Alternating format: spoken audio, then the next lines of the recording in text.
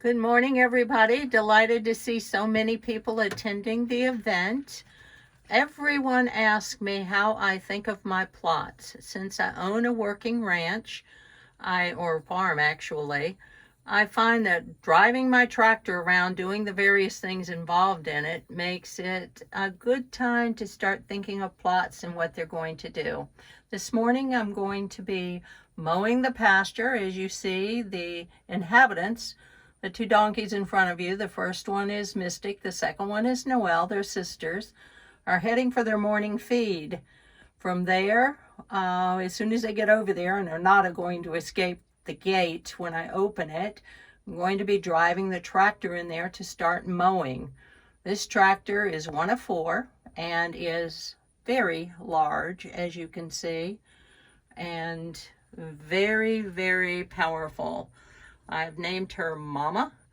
Her other friends in the tractor shed are Baby, which is smaller than this one, but with a front end loader, which is what is out here in the front, and Bits and JR. JR is a zero turn, which is very good at getting the detailing. But right now we're getting ready to crank up, which is going to be very noisy, and getting the gate opened so that we can get started. And then I can do the writer's version of multitasking and thinking of my new book. While I'm doing the thinking, Erin Jones, who is the voice for Lacey Dancer, is going to be reading you an excerpt from my latest release in the Truth series, Truth Tells. I hope you have a wonderful day. Thank you. Felicity jumped out of the Jeep and sprinted for the steps of the jet. She used one as a springboard inside. She was aware of the doctor following swiftly. She moved to the flight deck. The engine was running, and the jet was ready to race. "Strap in," she advised, as she pointed the nose at the runway. The doctor snapped the buckle securely. "Always. I have flown with you before." "Not like this, you haven't," Felicity disagreed expressionlessly. She raced down the asphalt and hurled the aircraft into the sky with just enough room to clear the trees in front of her. She ignored her passenger's hasty sucked-in breath of shock at the takeoff. "Taranda? Kissing the red line. Ricky. Set a speed record, both of you. Doc, you on? Are you seeing what I think I am seeing?" Ricky carefully aimed his body camera to picture the mess of Cam's lower abdomen. "Yeah, I see. How much blood replacement do you have?" "Not enough for this," Ricky said grimly. As fast as the IV could put volume in, Cam's body was pushing it out. "I'm a universal donor," Ace offered. Ricky looked up, pinning Ace with a hopeful look. "Oh, neg?" Ace nodded. "You're forgetting me. I'm the same type as Cam," Jonah added. Felicity listened as the doctor asked questions, and Ricky answered. The only good thing about any of the information was that Cam was hanging on, by a very thin thread, but he was still with them. Ricky's sudden curse got her attention. "Why didn't you tell me you were hit?" Ricky demanded. Ace shrugged, then wished he hadn't. "In and out. Hurts like a bitch, but I'm okay for now." "Not if you are dripping blood, which you are. Blood I might need." Benny moved closer. "I can handle this. Wouldn't be the first time," he muttered, as he took the supplies Ricky passed him. Ace eyed Benny as he shifted close enough to inspect the hole in his shoulder. He had some homework to do when he got back to the farm.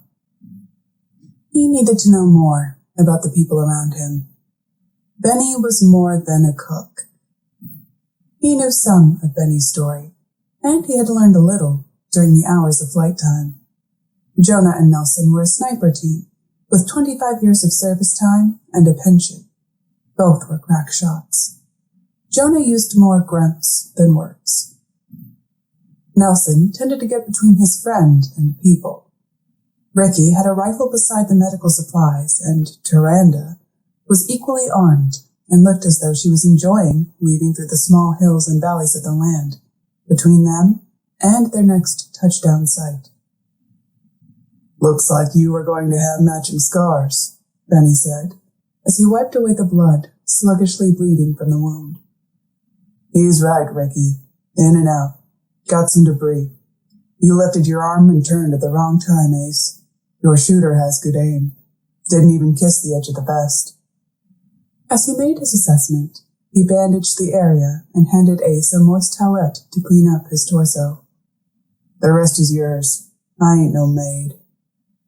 Ace shook his head as he got rid of the blood. Yeah, he definitely needed to learn more about his teammates. Every one of them had stepped into the situation on Felicity's order. If anyone was counting the cost, he couldn't see it. They were doing the job. No frills, no cute jokes, no gripes. Cam was fighting to stay alive, and every man and woman was doing everything possible to see that he made it. Felicity knew how to pick her people, no matter what their background. "What about me?" Emily demanded suddenly. No one was paying her or her family any attention. "They are tied and gagged here. What kind of rescuers did that?"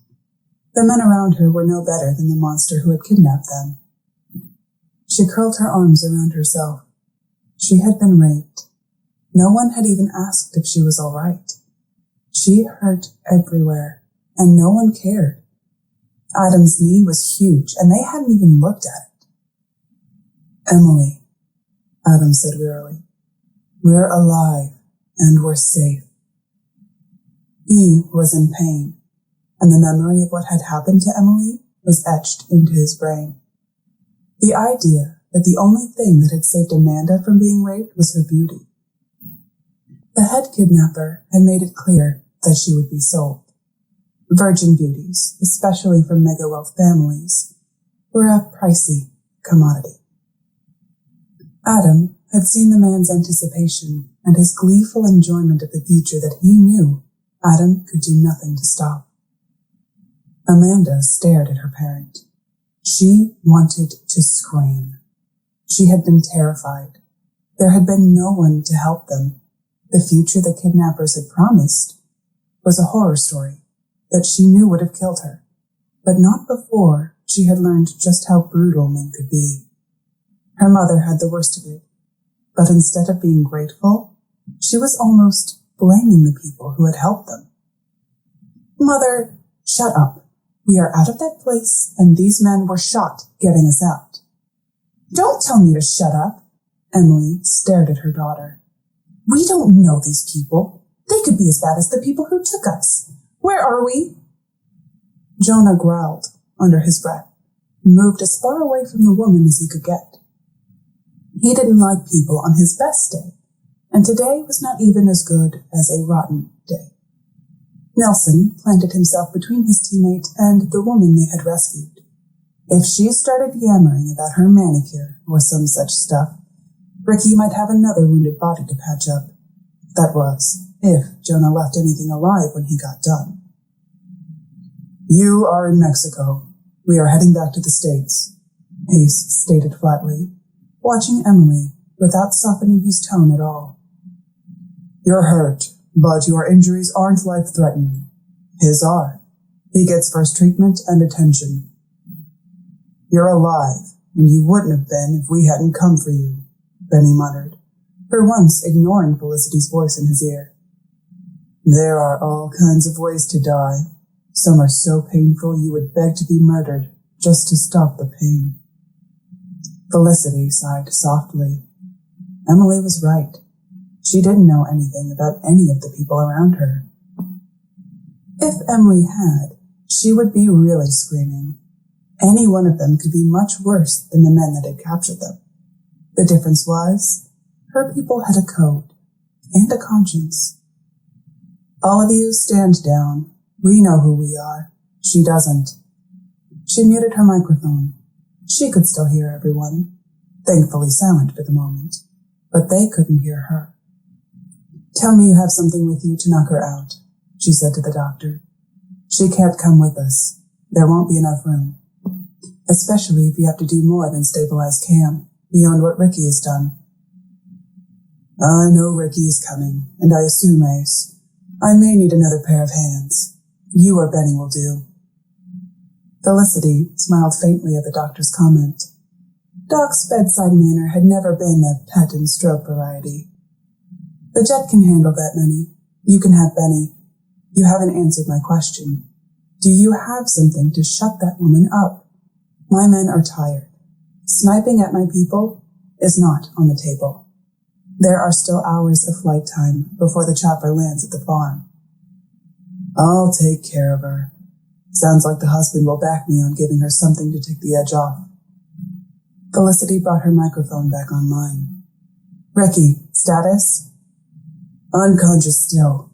Blood pressure is low, but no longer in a well. He's still bleeding, but not as badly.